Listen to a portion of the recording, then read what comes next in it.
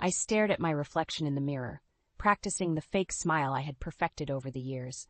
My heart sank as Melanie's cruel words replayed in my mind. Just to be clear, you are nor never will be a part of this family. So don't expect to be at my wedding. Her icy tone cut through me like a knife, reopening old wounds I thought had long healed. I had sacrificed so much for Doug and his daughter, enduring years of hostility and rejection from Melanie, all in the hopes of one day being accepted as part of their family. It was a harsh reminder of how far I had come, from a driven career woman who once prioritized success over personal relationships to a devoted wife and stepmother. Meeting Doug at that corporate event years ago had been a whirlwind romance, and his warmth and earnestness had melted my icy exterior. Little did I know that marrying a single father would be the greatest challenge of my life. Melanie, then a precocious 10-year-old, had made it clear from the start that I was an unwelcome intruder in her world. My attempts at bonding were met with indifference or outright hostility. The forgotten lunchboxes, the skipped school events, and the blatant disrespect were all painful reminders that I would never truly be accepted as her mother. Doug tried his best to bridge the gap, but even he couldn't control Melanie's escalating defiance as she entered her teenage years. The lies, the stolen money, and the constant arguments strained our marriage to its limits. And now, as Melanie prepared to marry Trent, a wealthy architect from a prominent family, she had made it abundantly clear that I would never be a part of her life. Her hurtful words, "You're just an ATM and a maid, my real mom's family, not you," had shattered any remaining hope I harbored. But this time I wouldn't sit idly by and accept her cruelty. A plan was forming in my mind. A carefully orchestrated revenge that would expose Melanie's true colors and the deceit she had woven around her perfect life. As I looked into the mirror, I saw a steely determination in my eyes, a resolve born from years of hurt and rejection. This time I would be the one holding the cards, and Melanie would learn the hard way that actions have consequences. I couldn't help but smile as I reminisced about the day I first met Doug. It was at a corporate event, and I was immediately drawn to his warm, genuine demeanor. Little did I know that our chance encounter would lead to a whirlwind romance and a life-altering decision. Doug was a divorced father of one, and his 10-year-old daughter Melanie was his world. He spoke of her with such pride and adoration that I couldn't help but be charmed. When he asked me out for coffee, I agreed without hesitation, intrigued by this man who seemed to have his priorities in order. Over the next few months, our connection deepened, and I found myself falling for Doug's kindness and unwavering devotion to his daughter. He was a stark contrast to the ruthless corporate world I was accustomed to, and his gentle nature was a breath of fresh air. It wasn't long before Doug proposed, and I said yes without a second thought. I was ready to take on the role of a stepmother, confident that with time and effort, Melanie would come to accept me as part of her family. Little did I know that the road ahead would be paved with obstacles and heartbreak.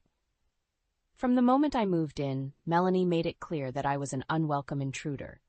Her icy glares and cold shoulders were a constant reminder that I was an outsider in her world.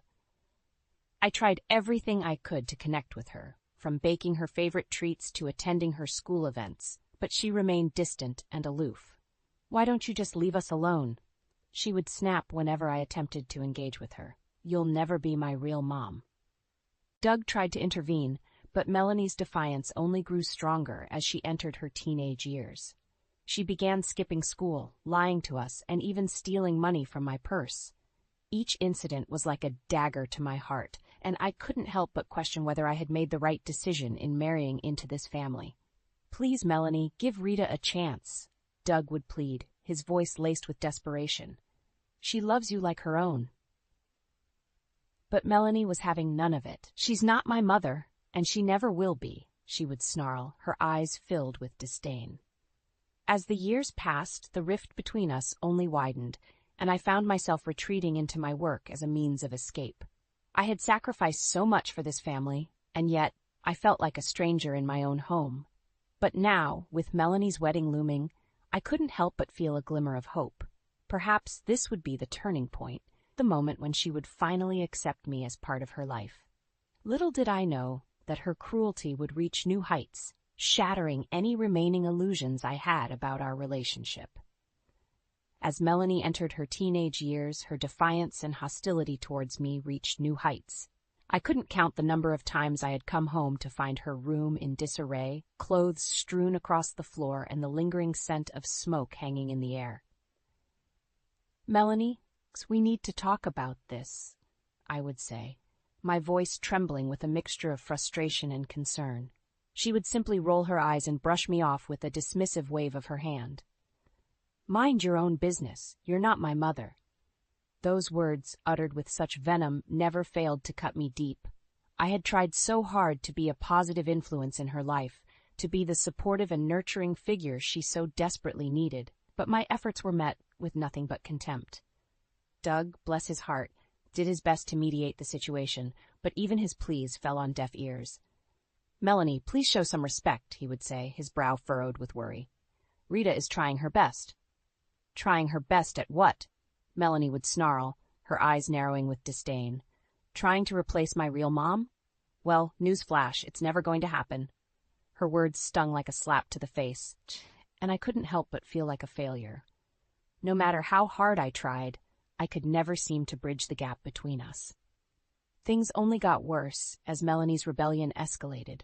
She began skipping school, lying about her whereabouts, and even stealing money from my purse to fund her escapades.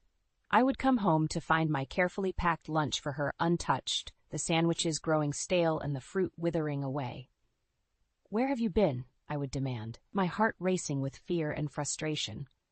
"None of your business," she would snap, brushing past me without a second glance. The final straw came at one of her high school events, where I had gone out of my way to attend, hoping to show my support and perhaps finally earn a modicum of respect from her. But as I approached her group of friends, smiling and waving, Melanie's reaction was nothing short of devastating. "What are you doing here?" she hissed, her eyes narrowing with disdain. "You're not my mother. Stop pretending you are." The words hung in the air like a thick, suffocating fog, and I could feel the eyes of her friends upon me, judging and pitying me in equal measure.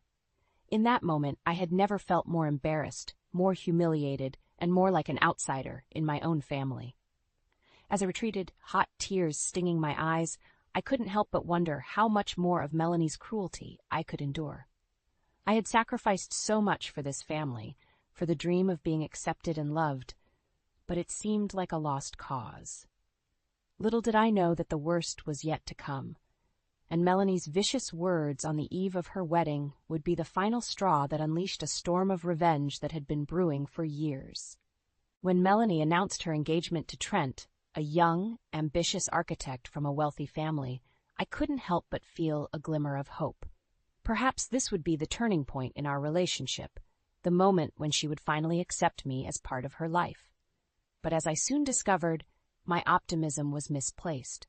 Trent was a charming young man, with a confident demeanor and a bright future ahead of him.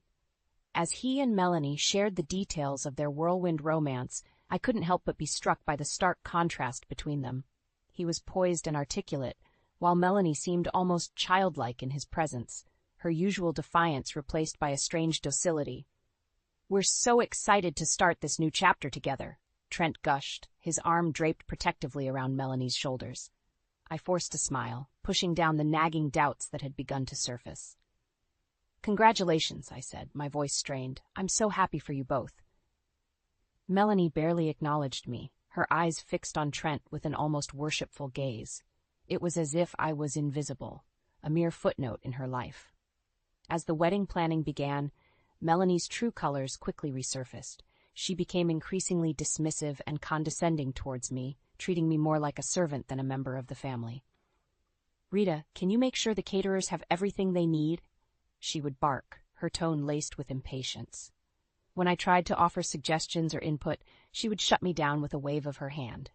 "Don't worry your pretty little head about it," she would say, a cruel smirk playing on her lips. "Just leave the important decisions to the real family." And then, just days before the wedding, the final blow came. "Just to be clear," Melanie said, her words slicing through me like a knife, "you are nor never will be a part of this family, so don't expect to be at my wedding." The venom in her voice was unmistakable, and I felt my heart shatter into a million pieces. After years of trying, of sacrificing, of enduring her cruelty in the hopes of one day being accepted, she had made it abundantly clear that I would never be anything more than an outsider. "You're just an ATM and a maid," she spat, her eyes narrowed with contempt. "My real mom's family, not you."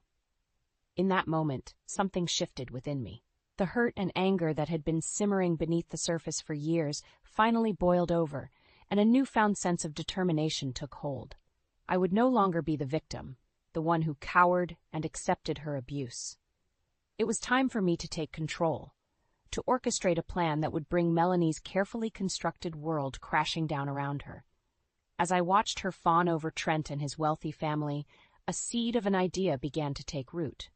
If she wanted to treat me like an outsider, then I would make sure she got her wish, and so much more. The wheels were in motion, and Melanie's precious wedding day would be the stage for a revenge years in the making. With a newfound determination burning within me, I set my plan into motion. Melanie thought she could treat me like an outsider, like a mere servant in her grand scheme of things. Well, she was about to learn just how wrong she was. I started by discreetly digging into her financial records, scouring through bank statements and credit card bills. It didn't take long to uncover a trail of deceit and mishandling that would make even the most seasoned con artist blush. Hidden bank accounts, credit cards maxed out on extravagant purchases, and a lifestyle far beyond what her meager income could support.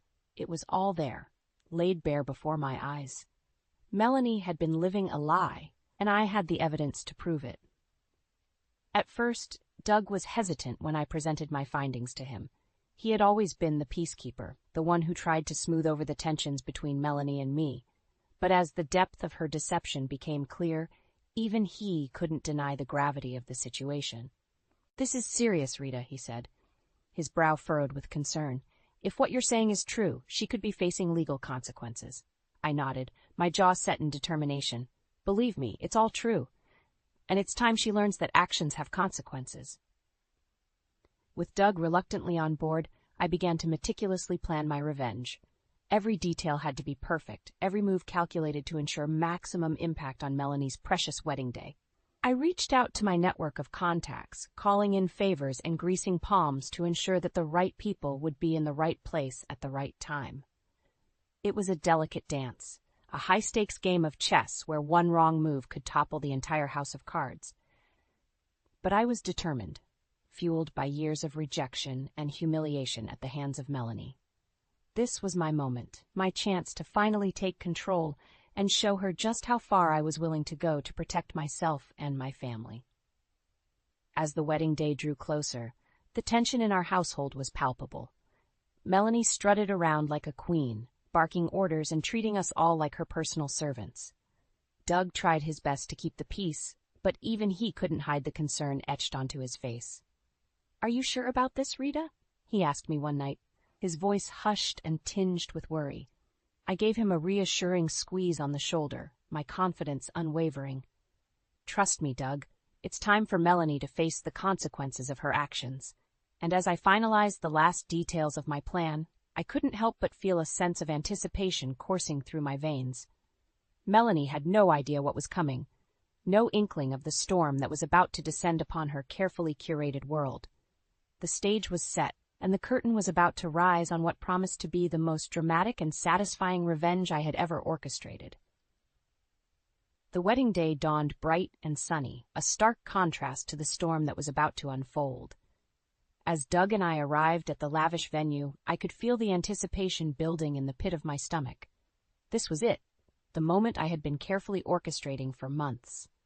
Melanie, resplendent in her white gown, was already ensconced in the bridal suite, surrounded by her attendants and a flurry of activity. She barely acknowledged our presence, too caught up in the whirlwind of her own self-importance. "Just make sure you stay out of the way," she snapped at me, her eyes narrowed with disdain. "This is my day, and I won't have you ruining it." I forced a smile, nodding obediently. "Of course, Melanie, whatever you say." As the guests began to arrive, the tension in the air was palpable. Trent's family, with their impeccable pedigree and designer outfits, mingled among the crowd, casting disapproving glances in our direction. Doug fidgeted nervously beside me, his fingers tapping against his leg in a restless rhythm. "Are you sure about this, Rita?" he whispered, his voice laced with concern. I gave his hand a reassuring squeeze, my resolve unwavering. "Trust me, Doug, it's time for the truth to come out." As the ceremony began, I couldn't help but feel a sense of exhilaration coursing through my veins. The first domino was about to fall, setting off a chain reaction that would shatter Melanie's carefully constructed facade. And then, just as the officiant was about to begin the vows, a commotion erupted at the back of the venue. All eyes turned to see a delivery man pushing his way through the crowd, a large envelope clutched in his hand. "Delivery for Mr. Trent Holloway," he announced, his voice echoing through the hushed silence. Trent's brow furrowed in confusion as he stepped forward to accept the package. "What is this?" he muttered, tearing open the envelope. That's when all hell broke loose. As Trent rifled through the contents of the envelope, his face contorted into a mask of shock and fury. "What is the meaning of this?" he bellowed, his voice trembling with rage. Melanie's eyes widened in panic as she rushed to his side. "Trent, what's going on?" But Trent wasn't listening. He held up the damning evidence, his eyes boring into Melanie's with a mixture of betrayal and disgust. "How could you, Melanie? All these lies, all this deception?" The guests erupted into a flurry of whispers and gasps, their perfectly coiffed heads swiveling between the two like spectators at a tennis match. Melanie's face drained of color, her lips trembling as she tried to formulate a response. "Trent, I can explain." But it was too late. The truth was out, and there was no going back. As Trent continued to confront Melanie, laying bare her web of lies and financial misdeeds, I couldn't help but feel a sense of satisfaction washing over me. This was it, the moment I had been waiting for, the moment when Melanie's cruelty and deceit would finally come crashing down around her. "Trent, how could you do this now?" she screamed, her voice shrill and desperate.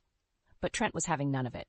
"How could I?" he roared, his face twisted with fury.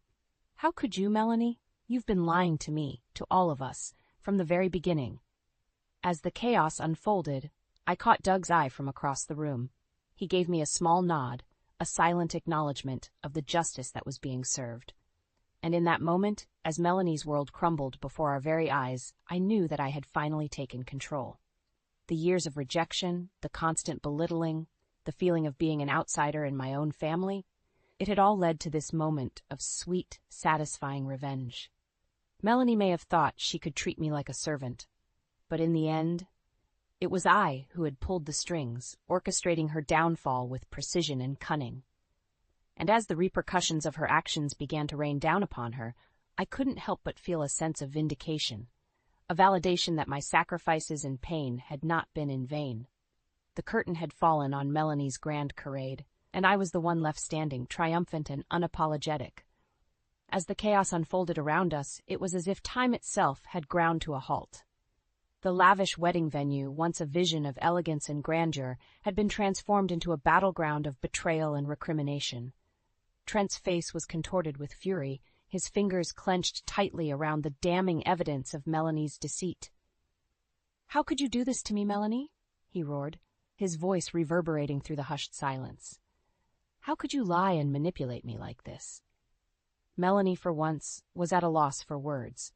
Her carefully cultivated facade of poise and confidence had shattered, revealing the true colors of her selfish and manipulative nature. She opened and closed her mouth like a gasping fish, her eyes darting frantically around the room, seeking an escape from the harsh glare of judgment that surrounded her. "Trent, please?" She finally managed to choke out, her voice trembling with desperation. "It's not what it looks like. I can explain." But Trent wasn't having any of it. With a swift motion, he tore off the ring that had symbolized their ill-fated union, hurling it to the ground with a clatter. "There's nothing to explain, Melanie," he spat, his eyes narrowed with contempt. "You've been playing me for a fool from the very beginning, and I won't stand for it any longer." Around us, the guests erupted into a cacophony of whispers and gasps, their perfectly coiffed heads swiveling back and forth like spectators at a tennis match. Melanie's own family, the ones she had held in such high regard, recoiled in horror, their faces etched with a mixture of shock and disgust. And in the midst of it all, there was Doug, standing by my side, his hand clasped tightly in mine. "We're here just to see the truth come out," he murmured, his voice laced with a strange sense of resignation. Justice doesn't need an invitation. As the confrontation between Trent and Melanie escalated, the details of her deception spilled forth like a foul-smelling torrent. Hidden bank accounts, fraudulent loans, and a litany of lies that had formed the very foundation of her carefully constructed life. It was all laid bare for the world to see. Melanie's face contorted with rage, her eyes narrowing into slits as she turned her gaze towards me. "You," she hissed, her voice dripping with venom. "This was you, wasn't it? You're behind all of this." I met her accusation with a steady gaze, unflinching in the face of her fury. "I merely provided the truth, Melanie," I said, my voice calm and measured. "You're the one who chose to live a lie." With those words, it was as if a dam had burst within her. Melanie let loose a torrent of vitriol, hurling insults and threats in my direction with reckless abandon. But her words held no power over me anymore. I had finally broken free from the shackles of her cruelty, and I reveled in the sweet taste of vindication. As the chaos swirled around us, I caught sight of Trent's family huddled together, their faces etched with grim determination. It was clear that the legal repercussions of Melanie's actions were already taking shape, and the consequences she had so carelessly ignored were about to come crashing down upon her. And in that moment, as I watched the very foundation of her carefully curated world crumble before my eyes, I couldn't help but feel a sense of triumph wash over me. The years of rejection, the constant belittling, the feeling of being an outsider in my own family, it had all led to this moment of sweet, satisfying justice. Melanie may have thought she could treat me like a servant, but in the end it was I who had pulled the strings, orchestrating her downfall with precision and cunning. And as the repercussions of her actions began to rain down upon her, I knew that my sacrifices and pain had not been in vain. The curtain had fallen on Melanie's grand charade, and I was left standing tall, vindicated, and unapologetic. Justice, it seemed, had finally found its way home. In the aftermath of Melanie's grand unraveling, the world seemed to move in slow motion. The once pristine wedding venue lay in shambles, a crumpled reminder of the charade that had come undone with such spectacular force. As the dust settled, the true extent of Melanie's deception became painfully clear. Lawsuits from Trent's family rained down like a relentless storm, each one a damning indictment of her lies and financial misdeeds. Charges of fraud and embezzlement loomed large, casting a dark shadow over her once promising future. And through it all, Melanie remained defiant, lashing out at anyone who dared to cross her path. "You'll all pay for this," she snarled, her eyes wild with fury. "Nobody does this to me and gets away with it." But her threats rang hollow, mere echoes of the power she had once wielded with such impunity. The world had seen her for who she truly was, a manipulative, deceitful woman who had built her life on a foundation of lies. As the legal proceedings dragged on, Doug and I found ourselves caught in the eye of the storm. Lawyers and investigators swarmed around us, their questions probing and relentless. But through it all, we stood united, a bulwark against the chaos that threatened to engulf us. "We did the right thing," Doug would murmur, his hand clasped tightly in mine. "She brought this upon herself." And as the months wore on, the once indomitable Melanie began to crumble under the weight of her own actions. The family she had once held in such high esteem turned their backs on her, their disdain and disappointment a palpable force. Even her own mother, Nancy, couldn't bring herself to defend her daughter's actions. "I never thought she would stoop so low," she confessed to me one day, her eyes brimming with unshed tears. Where did I go wrong?